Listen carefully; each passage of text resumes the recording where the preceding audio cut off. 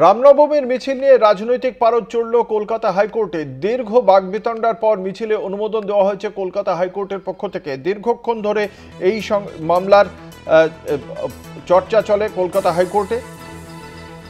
রামনবমীর দিন বিকেল ৩টে থেকে সন্ধে ৬টা পর্যন্ত মিছিলের নির্দেশ দিয়েছেন বিচারপতি তীর্থঙ্কর ঘোষ। অংশগ্রহণকারীদের ভোটার কার্ড, আধার কার্ড, প্যান কার্ড জমা রাখতে হবে পুলিশের কাছে, এমনটাই নির্দেশ দেওয়া হয়েছে। এমনই শর্ত রাখা হয়েছে কলকাতা হাইকোর্টের পক্ষ থেকে রামনবমীর মিছিলের জন্য।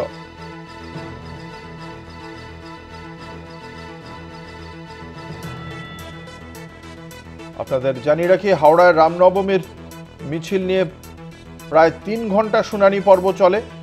একসময় বাকবিতণ্ডায় বিরক্ত হয়ে লাইভ স্ট্রিমিং বন্ধ করে দেন বিচারপতি তীর্থঙ্কর ঘোষ।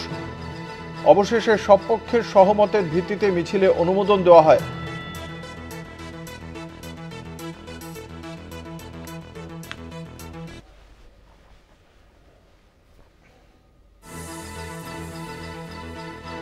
সংগঠক এবং প্রশাসক উভয় পক্ষকেই আজ ভর্ৎসনা শুনতে হয়েছে কলকাতা হাইকোর্টের পক্ষ থেকে।